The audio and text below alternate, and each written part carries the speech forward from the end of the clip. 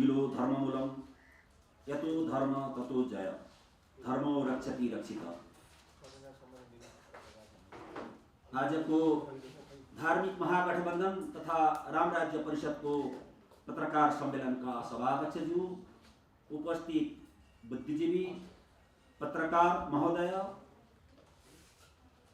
सबैलाई कोटी होमपीठ र धार्मिक महागठबन्धनको तर्फबाट नमन गर्न चाहन्छु। हामी अहिले विकराल परिस्थिति देशको भइरहेको अवस्थामा हामी छौं। यसलाई मध्यनजर गरेर राम राज्य परिषद मार्गदर्शनको रूपमा धार्मिक महागठबन्धनको मार्गदर्शक नै तयार गरेर मार्गदर्शक पुस्तिका नै तयार गरेर हामी आज यस कार्यक्रममा उपस्थित भएका छौं। संसारको एकमात्र सत्य सनातन वैदिक राष्ट्र नेपाल बनाउने, राम राज्य ल्याउने ध्येय राखेर हामीले यो कार्यक्रमलाई अगाडि बढाएका छौं। यसलाई साक्षात परमात्मा अग्नि स्वरूपा भगवानको आराधना गरेर हामीले देवघाट धाम, नेपालकै चर्चित देवघाट धामबाट हामीले वेदको ऋचाको आधारलाई आधार मानेर उपत्वाग्ने दिवे दिवे दोषा मस्तर्दिया वयम नमो भरन्त एमसी भन्ने ऋचालाई मध्यनजर राखेर 25 गते देवघाट धाममा 24 घण्टा 1 सेकेन्ड पनि नअडिने गरी अखण्ड शक्ति ल्याउनको लागि हवन गर्ने कार्यक्रम पनि हामीले राखेका छौं। विश्वको एकमात्र सनातन राष्ट्रलाई धर्म स्थापना गर्ने ध्येय राखेर हामीले गर्न लागेको कार्यक्रममा सम्पूर्ण सज्जनवृन्द भक्तजनलाई त्यो कार्यक्रममा उपस्थित भई त्यस यज्ञको शोभा बढाइदिन हुन अनुरोध पनि हामी गर्दछौं। र अहिलेको देशको अवस्थालाई सबैले हेरिरहनु भएको छ। यसलाई हामीले नयाँ सूत्रपातमा तयार गरिएको मार्गदर्शनको आधारमा हामी एक हौं। धार्मिक महागठबन्धन नेपालमा अब स्थापित भइसकेको छ। सबै धार्मिक महागठबन्धनमा आई धर्मबाट निर्देशित राज्य व्यवस्थाबाट सुरक्षित संरक्षित राजनीति हुने धारणालाई हजुरहरूले स्वीकार गर्नुहुनेछ भन्दै मेरा वाणीलाई यही विराम गर्दछु। ओम तत्सत। धन्यवाद गुरुदेव को व्यवस्था गरेर न जीवन चल्छ न जगत चल्छ। मेकियावेलीले प्रतिपादित गरेको धर्मनिरपेक्षताको पाश्चात्य सिद्धान्तलाई अहिले घोषणा गरियो, लादियो, तर धेरै लामो समयबाट नेपालले पीडा भोगिरहेको छ। धर्म छाडाहरूले विगत 3000 वर्ष यता यो देवदेश, विश्वको जेठो देश, विश्वमा कहिल्यै पनि कसैको पराधीन नभएको, कसैका पैतला तलतिर नकुल्चिएको अजय देश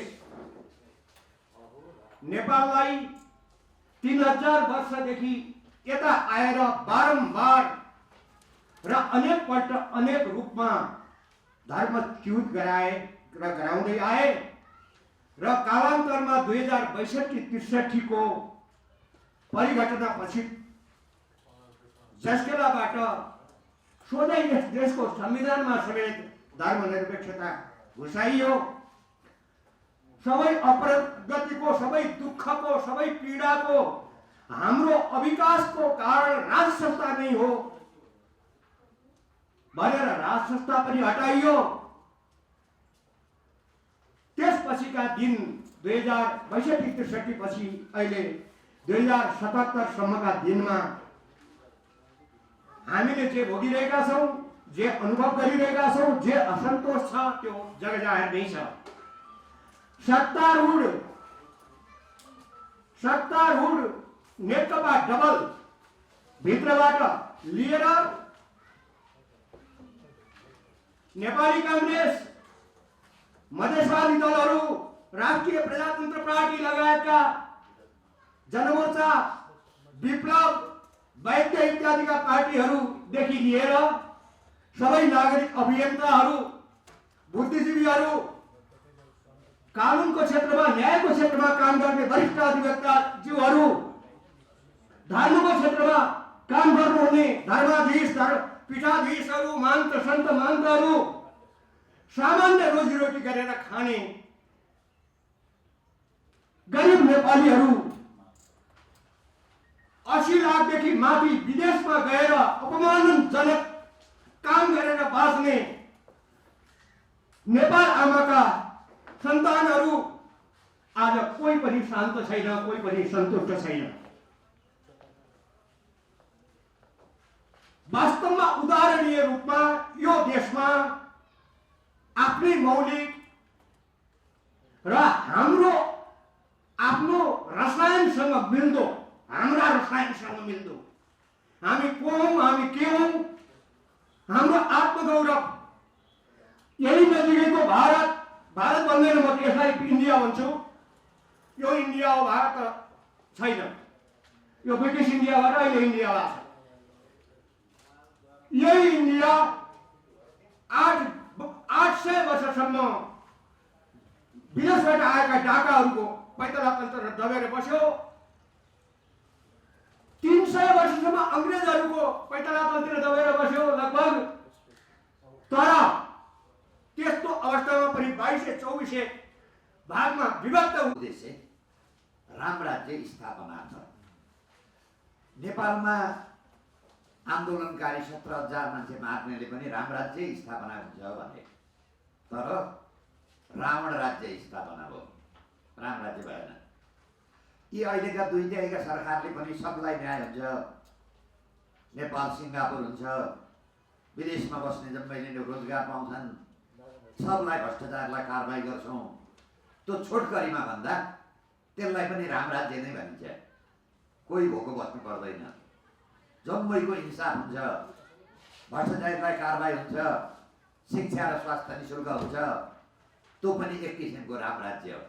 तर यो दुई तिहाईको सरकारले पनि राम राज्य गरेन, अब रावण राज्यतिर पुग्यो। रावण राज्य भनेको तपाईँलाई थाहा छ, म व्याख्या गर्दिनँ।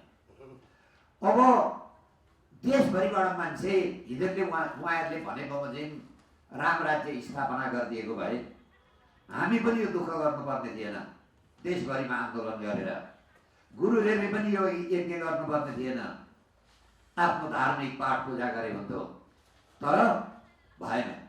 त्यसैले हरेक क्षेत्रका नागरिक, गुरुहरू उठ्नुभयो, किसानहरू उठे, मजदुरहरू उठे, बुद्धिजीवीहरू उठे, जम्मै नागरिक उठेर अब यो देशको समस्या समाधान गर्नु पर्यो भन्ने उहाँहरूको मूल रूपमा धारणा। म आज लामो बोल्दिनँ, खालि धर्मको कुरा मात्रै गर्छु। हाम्रो अहिले नेपालमा धर्मनिरपेक्ष राष्ट्र भयो। संसारमा धेरैवटा देश छन्। तपाईँ बेलायत प्रजातन्त्रको जननी, तपाईँको चाहिँ क्रिस्चियन धर्मको क्याथोलिक भयो भने मात्रै त्यहाँ राजा रानी हुन पाइन्छ। अब सायद 10 दिन पछाडि अमेरिकाको राष्ट्रपतिले शपथ खानुहुन्छ। त्यो शपथ खाँदा अगाडि बाइबल छोएर शपथ खानुहुन्छ। संसारमा धेरै इस्लाम देशहरू छन्, इस्लाम धर्मावलम्बी। एउटा इजरायलमा अर्को छुट्टै धर्म छ, एउटा मात्रै छ। बुद्ध धर्म छुट्टै छ। संसारमा भएको एउटा हिन्दू धर्म किन मान्नु पर्यो? हाम्रो प्रश्न गरे त्यति मात्रै हो। ल मास्यौँ, हामीले हिन्दू धर्म मानेपछि जम्मै नेपालीका घर भए, जम्मै नेपालीले रोजगार पाए, जम्मै नेपालीको घरमा बाटो गयो, भयो के त? ल उपलब्धि भएको भए तपाईँ ज्वरो आएपछि औषधि खानुपर्छ सिटामोल। ज्वरो आएर औषधि खाँदा पनि निको हुँदैन भने त्यो सिटामोल काम नलाग्ने रहेछ, ज्वरो घटेन, अरू बढाइदियो। त्यसैले हामीले के भन्यो भने यो संसारको एउटा पहिचान थियो, जसरी सगरमाथा छ। तपाईँ अमेरिका जानुहोस्, बेलायत जानुहोस्, कहाँबाट आउनु हो भन्नु, नेपाल भन्नु नि बुझ्दैन त्यसले। त्यसले के बुझ्छ? म सगरमाथाको देशबाट आएँ भन्नु भने बुझ्छ। यहाँ हाम्रा इस्लाम धर्मवाला मान्छे उसमा हज गर्न जान्छन् मक्का मदिनामा, साउदी अरब। उनीहरूलाई गौरव के हुँदो रहेछ भने हामी हिन्दू धर्मका देशबाट इस्लाम धर्मावलम्बीवाला हज गर्न आयौँ। उनीहरूले हामीसित भनेका छन्, सार्वजनिक रूपमा पनि भनेका छन्, हामी त गौरव मान्ने हुन्थ्यौँ। तपाईँलाई संयुक्त राष्ट्र सङ्घको युनेस्को भन्ने थाहा छ? संसारको एउटा चिजलाई संरक्षण गर्छ। पशुपति एउटा मात्रै छ, संसारमा काहीँ पनि छैन, त्यो संरक्षित क्षेत्र छ। स्वयम्भू एउटा मात्रै छ, त्यो संरक्षित क्षेत्र छ। बौद्धको गुम्बा एउटा मात्रै छ, संरक्षित क्षेत्र छ। केही समय अगाडि तपाईँले थाहा पाउनुभएको होला, यो चाहिँ बागलुङका सबभन्दा होचा मान्छे थिए, झोलामा बोकेर हिँड्नुपर्ने, तिनलाई पनि युनेस्कोले संरक्षण गरौँ। संसारको एउटा हिन्दू राष्ट्र संरक्षण गर्नु नपर्ने? संसारका मान्छेलाई हिन्दू राष्ट्र कस्तो हुँदो रहेछ, यसका धार्मिक के कुरा रहेछन्, यसको कल्चर के रहेछ, त्यो अध्ययन गर्न दिनु नपर्ने? त्यो मौका पनि विश्वका नागरिकलाई उहाँहरूले समाप्त पारिदिनु हो। अब यो एकदम कामै नलाग्ने धर्म हो कि त भनेर हेर्दा तपाईँ रामायण र वेदमा वेद पढ्नुहोस्, पुष्पक विमान, रामायण र महाभारत धेरै अगाडि गुरु भए। छेप्यास र त्यो तीर हान्छ नि, अहिले अमेरिका र रुसले बनाएका छेप्यास र चीनले बनाएका छेप्यास र हाम्रो धर्मले कति अगाडि कल्पना गरेर छ, पुष्पक विमान भन्छ नि।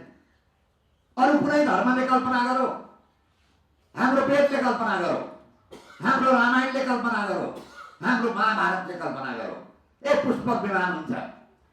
अहिले जुन विमान चलिरहेका छन् नि, कोही त आवाजै नखाइ पनि हिँड्छन् नि फाइटरहरू, त्यो कल्पना त हाम्रो धर्मले गरेर छ नि।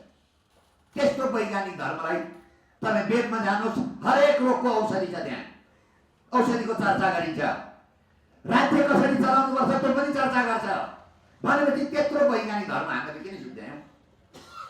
संसारको सबभन्दा पुरानो ग्रन्थ, चाहे त्यसलाई संविधान भन्नुहोस्, चाहे त्यसलाई कानुन भन्नुहोस्, जम्मै कुरा वेदमा छ। हामीहरूले त्यो कुरालाई किन संरक्षण गर्नु? अर्को प्रश्न उठ्न सक्छ, धर्म भयो भने तपाईँलाई के हुन्छ? साउदी अरब संसारका इस्लाम धर्मवालालाई घुमाएर मक्का मदिना लगेर 50% रेभिन्यू जेनेरेट गर्छ। अहिले संसारमा सबभन्दा बढी देश धनी भएको देश हो भने साउदी अरब, पर क्यापिटा इन्कममा सबभन्दा बढी साउदी अरबको छ। हामीसित दुईटा धर्म छन्। यो धर्मले बेरोजगारीको समस्या समाधान गर्छ, यसले आर्थिक सम्पन्नता गर्छ। तपाईँहरूले प्रश्न गर्नुहोला कसरी? संसारमा 1 अरब 15 करोड हिन्दू रहेछन्। अमेरिकामा पनि हिन्दू छन्, बङ्गलादेशमा पनि हिन्दू छन्, पाकिस्तानमा पनि हिन्दू छन्। तिनीहरूको आस्थाको केन्द्र एउटा नेपाल थियो। कुनै सङ्कट आयो, मेरो पनि देश छ हिन्दू, म त्यहाँ गएँ, म त्यहाँ मत छ, मेरो पनि धार्मिक देश छ भनेर त्यो आस्थाको केन्द्र थियो नि। त्यो आस्थाको केन्द्रलाई किन समाप्त पारियो? अर्को म यसलाई भन्छु, 1 अरब 15 करोड मध्ये 100 जनामा 1 जना नेपाल घुम्न आऊ, पशुपति हेर्न आऊ, लुम्बिनी हेर्न आऊ, जानकी मन्दिर हेर्न आऊ, माथिको चाहिँ तपाईँको चाहिँ मोती गएको छ नि माथितिर मुक्तिनाथ, त्यहाँ हेर्न आऊ। 100 जनामा 1 जना ल्यायौँ भने 1 करोड 15 लाख हिन्दू पर्यटक आउँछन्।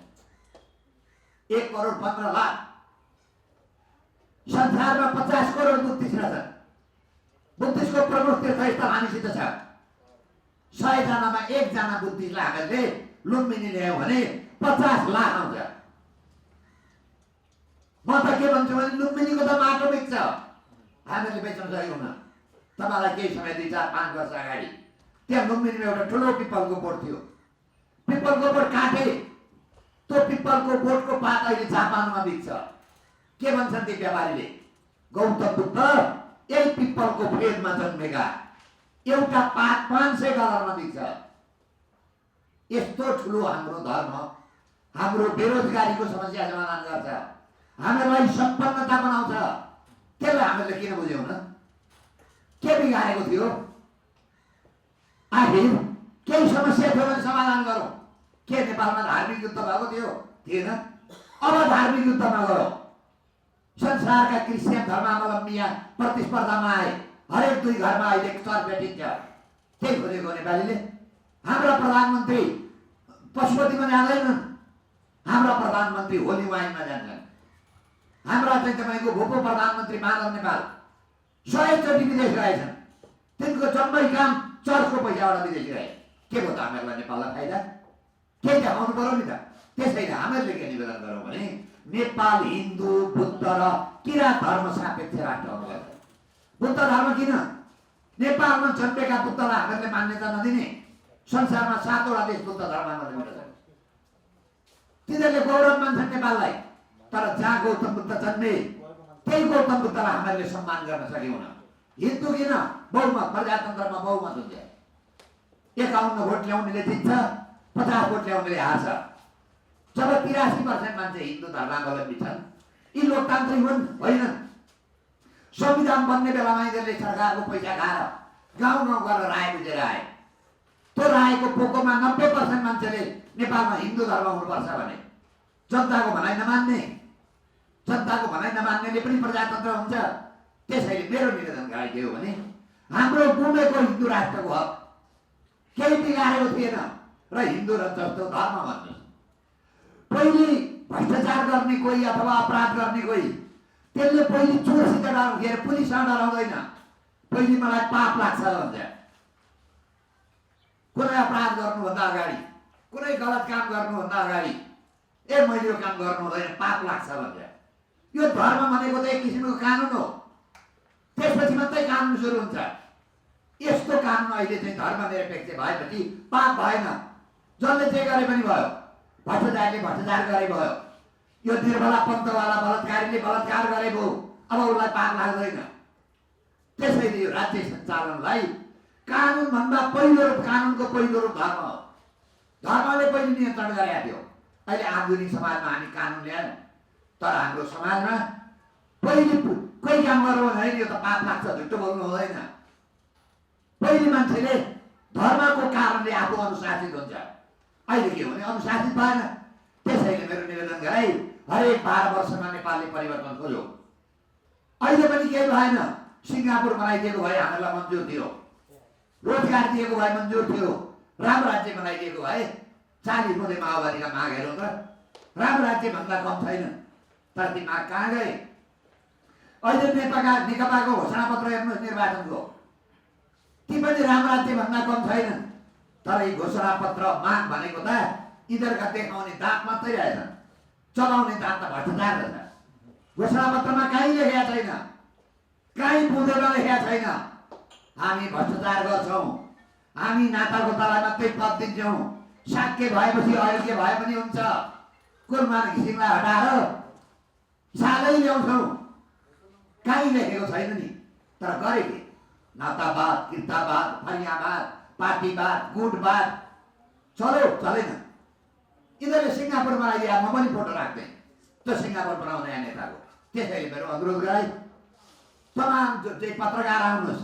पहिले पहिले हामी कम्युनिस्टमा हुँदा कलम लिने हुनेहरू कलम लिएर उठ, हँसिया हुनेहरू हँसिया लिएर उठ, खुर्पा हुनेहरू खुर्पा लिएर उठ, केही नहुनेहरू आवाज लिएर उठ। गुरुहरू उठाउँ, विद्यार्थीहरू पहिले देश जोगाउँ। हामी राजा भनौँ किन? सिक्किममा राजा गए, देश विजय गयो। यहाँ पनि त्यही अर्को सिक्किम त नेपाल होइन। अफगानिस्तानमा राजा थिए, अकालमा अफगानी जनताको मत बढेका थिएनन्। अहिले राजा छैनन्, तर 200-400 अफगानी जनता बिना कालमा मरेका छन्। अब नेपाललाई यिनीहरूले चीन र अमेरिकाको द्वन्द्वमा भिडाउँदैछन्। अफगानिस्तान भनेको रुस र अमेरिकाको द्वन्द्व, त्यही भनेको आनन्दले। यो देश रहेन भने तपाईँ पत्रकार मित्रका छोरा पत्रकार हुन पाउँदैन। त्यो पत्रकार भोलि चटर्जी र बनर्जी आएर हुन्छ, सिंहजी आउँछ। त्यसैले आफ्नो छोराका लागि, आफ्ना सन्ततिका लागि अहिले सिक्किममा जानुहोस्, कति ठुलो विद्रोह छ। यो पुस्ताले के भन्छ? हाम्रा पुस्ताले सोध्दैन। प्रश्न उठ्ला, गरिबका घरमा नोकर, धनीका घरमा नोकर हुने कि आफ्नो घरको मालिक हुने? प्रश्न त्यति हो। उहाँहरूको तर्क के रहेछ भने हामी धनीका नोकर हुन्छौँ। उहाँहरूका धनीका नोकर हुन तयार हुनुभयो।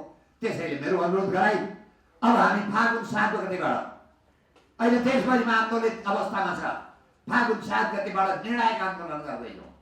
अहिले दिल्लीमा किसानले जस्तो प्रकृतिको आन्दोलन गरेका छन् त्यस्तै प्रकृतिको आन्दोलन हुन्छ। खाने मान्छे ती बस्छ, ती रोटी पकाउँछ, ती चिया पकाउँछ, ती सुत्छ, ती जुलुस लाउँछ, ती नारा लाउँछ, ती सभा हुन्छ। जबसम्म हाम्रो ठुलो कुरो छैन। भोट दिएका मान्छेले गलत काम गरेपछि अब नागरिकले सरकार लिनुपर्छ। हामीले त राम्रो काम गर्न भोट दिएको नि। राम्रो काम गर्न भोट दिएपछि नराम्रो काम गरे भने त्यो भोटमा हामीले फिर्ता लिनुपर्छ। फिर्ता लिने माध्यम कहाँ हो भने सडक हो। हामीले दिएको भोट पाउँदै तिमीले काम गर्यौ न, भोट फिर्ता लिन्छौ। संसारमा यस्तो भएको छ, हामीले भन्यौ न। यो सेता हात्ती भए 884 सभासद, 8वटा राष्ट्रपति, 8वटा प्रधानमन्त्री, 8वटा सरकार, 3 करोड जनसङ्ख्यालाई किन चाहियो 8वटा सरकार? उत्तर प्रदेशमा 21 करोड जनसङ्ख्या छ, एउटै प्रान्त चलाएको छ। हामीले के भन्यौँ? अब 10 जना मन्त्री भयो त्यसलाई पुग्छ। एउटा संसदको निर्णय मान्ने राय भए पुग्छ। प्रत्यक्ष निर्वाचित प्रधानमन्त्री हुनुपर्छ। संसद सदस्यको संख्या 100 र 100 को बिचमा राख्नुपर्छ। त्यसो गर्दा अहिले 83% बजेट यिनीहरूको गाडी, तेल, भत्ता सुविधामा छ। 17% बजेट मात्रै विकासमा खर्च हुन्छ। त्यसलाई उल्टाउनुपर्छ। 20% पैसा सामान्य खर्चमा, 80% पैसा देशको विकासमा खर्च गर्नुपर्छ। त्यसपछि सडक बन्छ, हस्पिटल बन्छ, कलेज बन्छन्, उद्योग बन्छन्, कारखाना बन्छन्। अहिले नेपाल त राजनीति कस्तो भयो भने बेरोजगारलाई रोजगार हो। त्यसैले नेपाली जनताले विकल्प खोजे। यसका लागि तमाम देशवासी जो न्यायप्रेमी हुनुहुन्छ अब विकल्पमा जाउँ, यो देश राखौँ। त्यति भन्दै आज यो कार्यक्रम गरिदिनु भयो, मलाई बधाई दिनुभयो र मेरा 2 शब्द बोल्ने मौका दिनुभयो। आयोजकलाई धन्यवाद दिँदै म बिदा हुन्छु। धन्यवाद। धन्यवाद बालकृष्ण योपारीज्यू। किन हाम्रो कहाँबाट आयो तिमी, के छ तिम्रो गति, सम्मानितलाई गाली गर्छौ, बिग्र्यो तिम्रो मति, आफैलाई के हो भन्छौ, कति ठुलो गन्छौ, पछि गई पछुताई धुरु धुरु रुन्छौ, कोही रुनी अवस्था नआओस्। मैले त यो राम राज्य व्यवस्था वैदिक साम्यवाद यसको नीति हो। यसको सिद्धान्त समतावादी लोकतन्त्रवादी छ र यसको नीति चाणक्य र विदुरको छ। त्यसैले अब पार्टीमा विद्रोह गरेर जसले आफ्नो ठाउँ खोजिरहनु भएको छ त्यस्ता यो व्यवस्थामा अट्न सक्ने रामकुमारी झाँक्री, भीम रावललाई पनि म हार्दिक अनुरोध गर्दछु र म सबैलाई अनुरोध गर्दछु, आउनुहोस् यो देशको अवस्था र व्यवस्था दुईटैलाई सही बाटोमा लैजानको लागि यो सिद्धान्त प्रतिपादन भएको छ। त्यसैले यो रामराज्य व्यवस्था किन भन्ने विषयमा सबैले यो डायरी लिएर पढिदिन हार्दिक अनुरोध गर्दै अब यस कार्यक्रमले पत्रकार सम्मेलनलाई छोटो आफ्नो बानी राखिदिन हुन म समाजवादी कांग्रेसका अध्यक्ष गोविन्द मेरोलाजीलाई हार्दिक अपिल गर्दछु।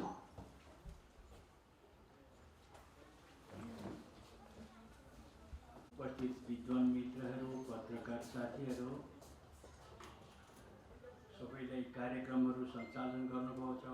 सबभन्दा पहिले सञ्चालकलाई म धन्यवाद दिन्छु र कार्यक्रम निरन्तर रहिरहन्छ शुभकामना व्यक्त गरिदिन्छु। जबसम्म उहाँहरूले अघि सारेको उद्देश्य प्राप्ति हुँदैन त्यतिखेरसम्म निरन्तर कार्यक्रम सञ्चालन भइरह्यो।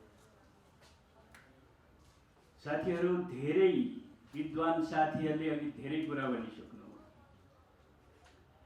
हिन्दू राज्यको बारेमा, हिन्दू धर्मको बारेमा, कसले सिङ्गापुर बनाउँछु भन्यो, कसैले तपाईँको के बनाउँछु भन्यो। म त्योभन्दा अलिकति भिन्न छु। मैले राष्ट्र निर्माणको कुरामा या राष्ट्र समृद्धिको कुरामा, जनताहरूलाई सम्पन्न बनाउने कुरामा जो साथी अगाडि आउनुहुन्छ त्यसको पक्षमा हामी समर्थन गर्छौँ।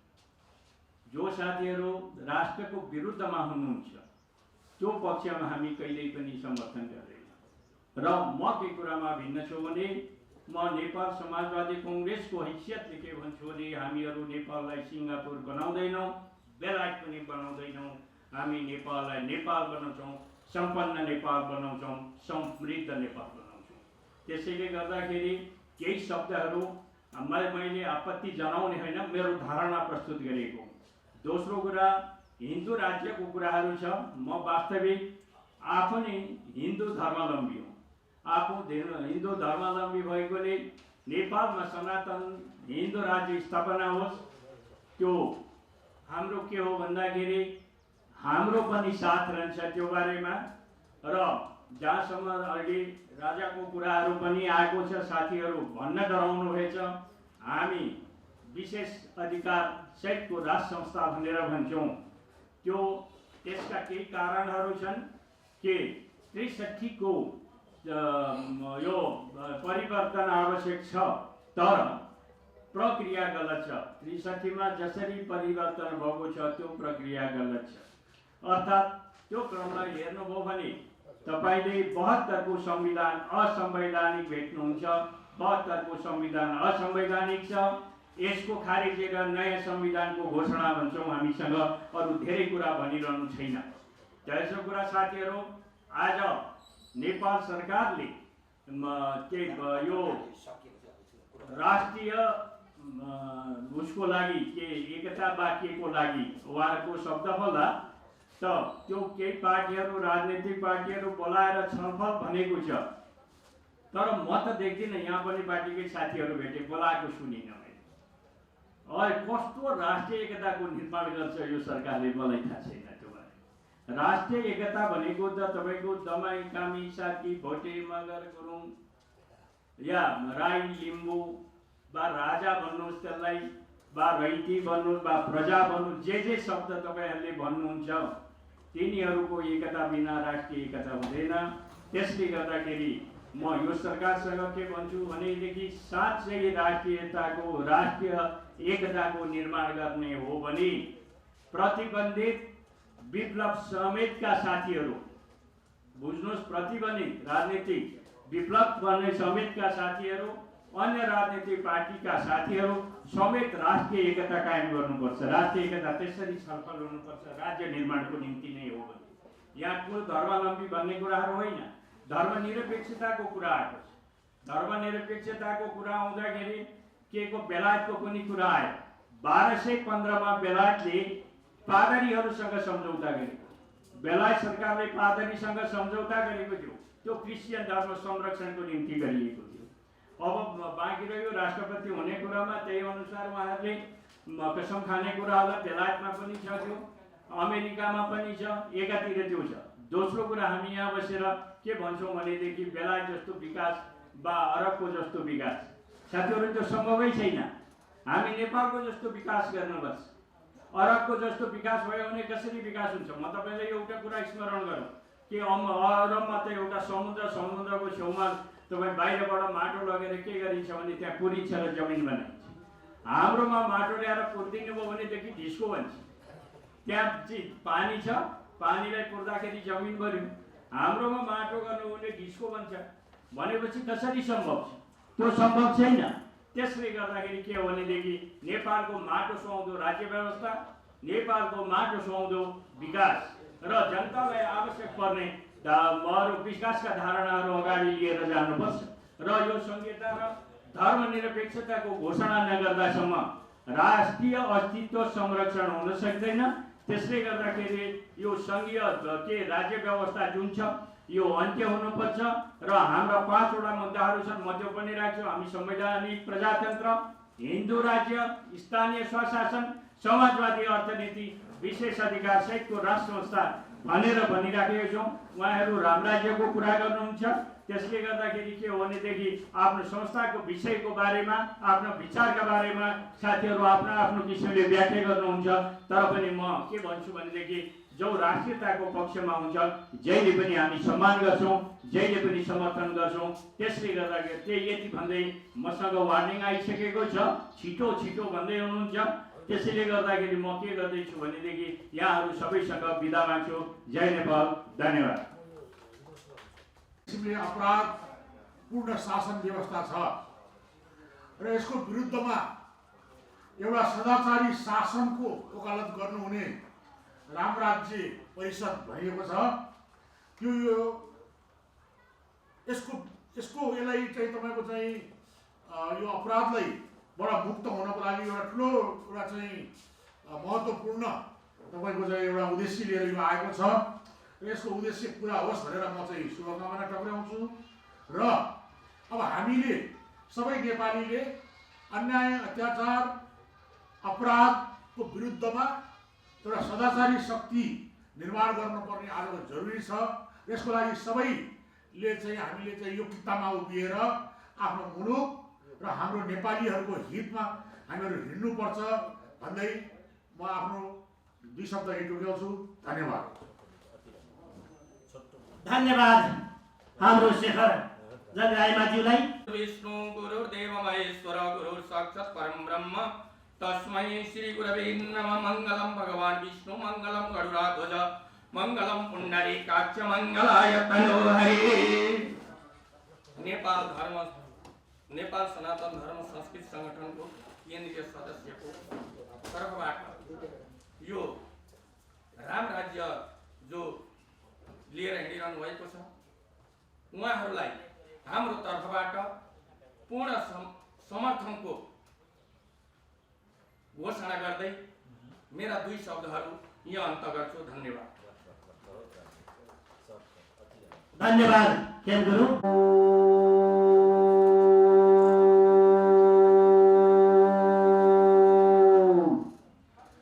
यस पत्रकार सम्मेलनमा आजको कार्यक्रममा हाम्रा श्रद्धेय धर्मपाल गुरु वशिष्ठज्यू, यहाँ हाम्रो शेखर शर्माजी, हाम्रो शेखर जगरायमाजी, हाम्रो सन्तहरू, जे जति हामी पत्रकार मित्रहरू सबै उपस्थित भएका छौँ, उहाँहरू सबैलाई मैले नमन गरेँ, अभिवादन गरेँ।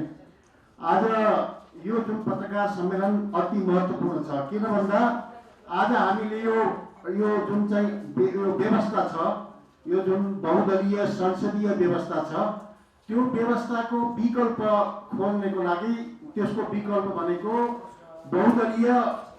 बहुदलीय संसदीय व्यवस्थाको बदलामा द्विदलीय वैदिक साम्यवादी रामराज्य व्यवस्था मात्रै हुन सक्छ भन्ने अवधारणा प्रस्तुत गर्नको लागि यहाँहरूलाई हामीले मार्गदर्शन अनि पर्चा आदि चाहिँ पत्रकार सम्मेलनका सामग्रीहरू उपलब्ध गरायौँ। मूल कुरो यो व्यवस्था थरीथरीका छन्। अमेरिकामा राष्ट्रपतीय व्यवस्था छ, ब्रिटेनमा संसदीय व्यवस्था छ, अब फ्रान्समा मिश्रित व्यवस्था छ, चीनमा एकदलीय व्यवस्था छ र हामीले सोचेको के भन्दा अब नेपालमा राम राज्य व्यवस्था आवश्यक छ।